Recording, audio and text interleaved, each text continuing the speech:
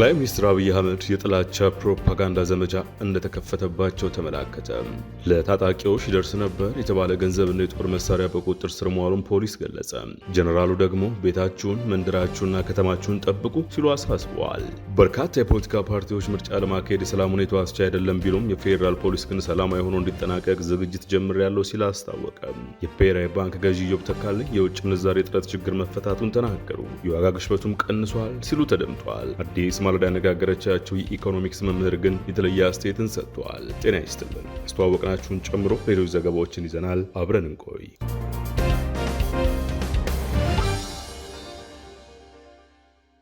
ለታጣቂዎች ይደርስ ነበር የተባለ ገንዘብና የጦር መሳሪያ በቁጥጥር ስር መዋሉን ፖሊስ ገለጸ። በደቡብ ወሎ ዞን ደሴ ዙሪያ ወረዳ ለታጣቂዎች ደርስ የነበረ ብር በቁጥጥር ስር መዋሉን የደቡብ ወሎ ዞን ፖሊስ መምሪያ አስታውቋል። በደሴ ዙሪያ ወረዳ ጥምር ጦሩ አድርጎታል በተባለ ቁጥጥር በገተራ ፋላና ሌሎች አካባቢዎች ለታጣቂዎች ሊተላለፍ የነበረ 1,298,000 ብር ከሁለት ሱኪ ጠመንጃ፣ አንድ ሰሜን ክላሽ ጠመንጃና አንድ ቱርክ ሰራሽ ሽጉጥ ጋር በቁጥጥር ስር መዋሉ ተገልጿል። ይህ በእንዲህ እንዳለ የሀገር መከላከያ ሰራዊት የምስራቅ እዝ ክፍለ ጦሮች ጽንፈኛ ሲሉ በሚጠሩት ፋኖ ላይ እርምጃ መውሰዳቸውን ሰራዊቱ አስታውቋል። እዚህም አምቡላንስ፣ ሞተር ብስክሌትና ባጃጅ መያዙን የኮሮ አዛዥ ብርጋዴር ጄኔራል ጣሂር ሳሌ ተናግረዋል። የሰላም ጥሪውን ተቀብለው ወደ ሰላም ለሚመጡ ታጣቂዎች በሩ ክፍት መሆኑን የገለጹት ጄኔራል መኮንኑ የሰላም አማራጭን ባልተቀበሉና የህዝብን ሰላም በሚያሳጡት ላይ የሚወሰደው እርምጃ እንደሚቀጥል ዝተዋል። በተያያዘ በደቡብ ጎንደር ዞን የክፍለ ጦሩ አዛዥ ሌትናል ኮሎኔል አሰጋ አከለ ባለነጠላ ጋቢና ተሽከርካሪና ሞተር ብስክሌት ክላሽ ኋላ ቀር ሲሉ የጠሯቸው መሳሪያና ቦምብ በማረካቸውን ባወጡት መግለጫ አስታውቀዋል። በአማራ ክልል ተወስዷል ከሚባለው ወታደራዊ እርምጃ ጎን ለጎን ሰፋፊ ውይይቶች የተካሄዱ ናቸው። ለአብነት በፍኖተ ሰላም በተካሄደው ውይይት ላይ ስለ ሰላም አበክረው ለጠየቁና አስተያየት ለሰጡ ተሳታፊዎች ምላሽ ከሰጡት መካከል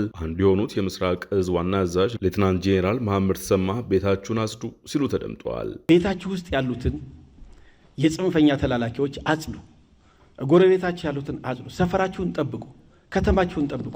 ስለዚህ እኛም የኛን አሳይመንት እናንተም የናንተን አሳይመንት ከሰራችሁ በአጭር ጊዜ የተቋረጡ ልማቶች ስራ ላይ መዋል ይችላል።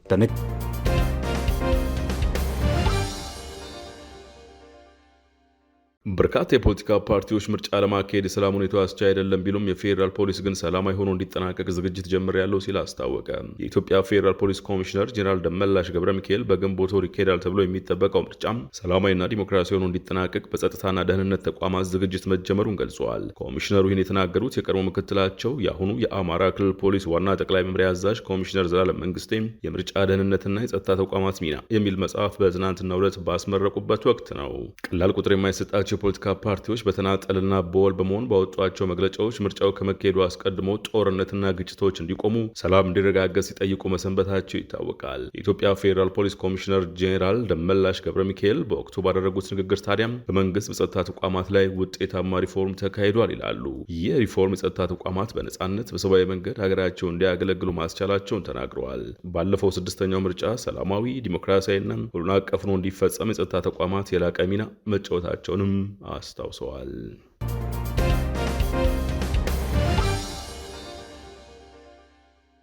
የብሔራዊ ባንክ ገዢ ኢዮብ ተካልኝ የውጭ ምንዛሬ እጥረት ችግር መፈታቱን ተናገሩ። ከብሔራዊ ቴሌቪዥን ጣቢያ ጋር ቆይታ ያደረጉት ኢዮብ መንግስታቸው በ2016 መገባደጃ የተገበረው የነጻ ገበያ በእርሳቸው አገላለጽ ማክሮ ኢኮኖሚ ማሻሻያ የውጭ ምንዛሬ እጥረቱ እንደፈታው ተናግረዋል። ምንዛሬ ማሻሻያው የኢትዮጵያን ኢኮኖሚ ነው እጅ ቶርች አስሮ የቆየ ብለን የምንገልጸው አይነት ነበር የነበረው። ከዛ ወጥቶ የውጭ ምንዛሬ የምንለው የዓለም አቀፍ ዋጋ ማለት ነው።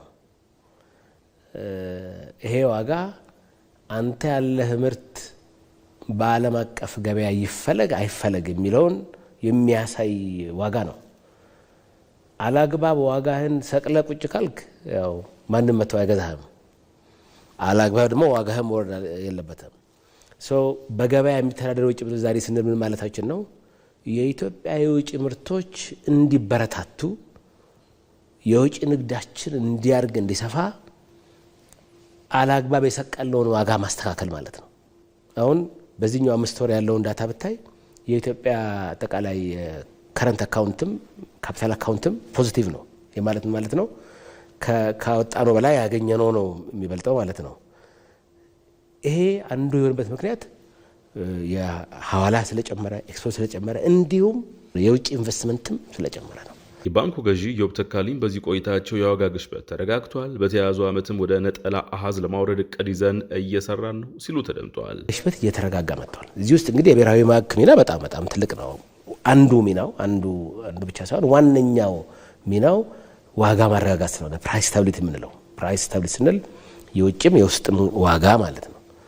ብሔራዊ ባንክ ለዚህ ስራ እንዲያግዝ አንደኛ የገንዘብ ፖሊሲው ጠበቅ ያለ ሆኖ እንዲቆይ አድርጓል። ዋጋ እየተረጋጋ መጥቶ የዋጋ ግሽበት በኖቬምበር ወር ያው እንደሰማው ወደ 10.9 ወርዷል። እንደ ብሔራዊ ባንክ ያስቀመጥነው ጎል አለ። በአመቱ መጨረሻ ወደ ሲንግል ዲጂት ለመድረስ ነው አቅደው እየሰራን ያለ ነው። ይህንን ዋና ግባችንን የሚያሳካ ስራ አጠናክረን የምንቀጥል ይሆናል። ይሄ የዋጋ መረጋጋት ለአጠቃላይ ኢኮኖሚ እንቅስቃሴው በጣም ወሳኝ ነው። ለዜጎቻችን የኑሮ ሁኔታ በጣም ወሳኝ ነው። ስለዚህ ብሔራዊ ባንክ ይህንን እንደ ትልቅ አጀንዳ ይዞ በሰፊው የሚሰራበት ነው የሚሆነው። እስካሁን ባገኘነው ስኬት በጣም ደስተኞች ነን።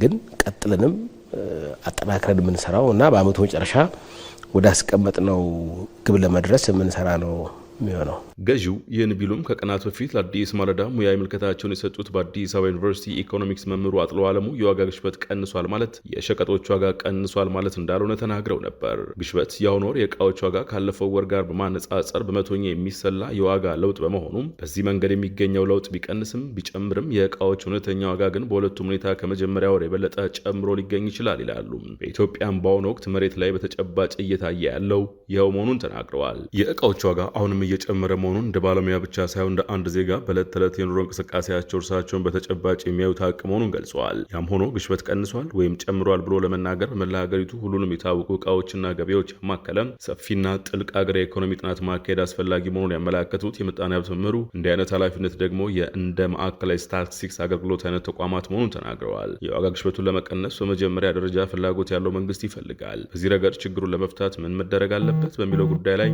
መፍትሄውን በተመለከተ በጣም ብዙ ጊዜ ለመንግስት ሀሳብ ቀርቧል። ከዚያ በመለስ ግን ፍላጎቱ ካለ የዋጋ ግሽበትን ለመቋጠር አንዱና ትልቁ ጉዳይ የገንዘብ ፖሊሲውን ማስተካከል መሆኑን አመልክተዋል።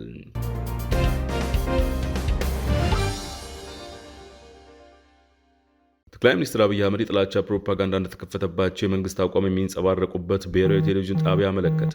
የመንግስት አቋሞች፣ አቅጣጫዎች በሚንጸባረቁበት የየዕለት ተግባራት ሰፊ ሽፋን የሚሰጥበት ጣቢያው መንግስት ላይ ይሰነዘራሉ ያላቸው የጥላቻ ፕሮፓጋንዳዎች ጠቅላይ ሚኒስትር አብይ አህመድ ላይ ማዕከል ያደረጉ ናቸው ሲል መልህቅ በተሰኘውና 17 ደቂቃ ገደማ በወሰደው መሰናዶ አመልክቷል። ጠቅላይ ሚኒስትሩን ለምን የተሰኘ ርዕስ ያለው መሰናዶ ኢትዮጵያ ላለፈው ክፍለ ዘመን ያላየችውን በተለይም በኢህአዴግ ዘመነ መንግስት ተቃርኖ ከመፍታት ይልቅ ጥላቻን ማገነንን ጠቅሶ ተችቷል።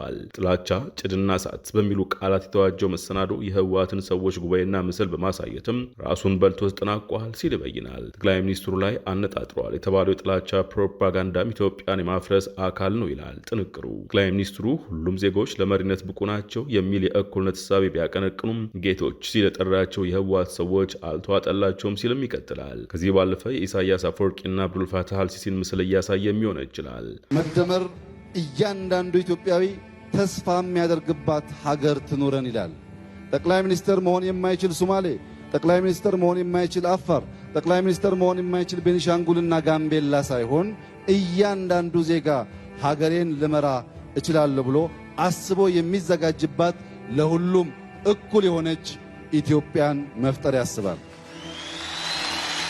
ይህ ጥንቅር የመንግስት አቋም በሚንጸባረቅበት ጣቢያ እንደመቅረቡ መጠን የመጪውን ጊዜ የሀገር ውስጥና ጂኦፖለቲካዊ አቅጣጫ የሚያመላክት አድርገው የወሰዱትም አልጠፉም።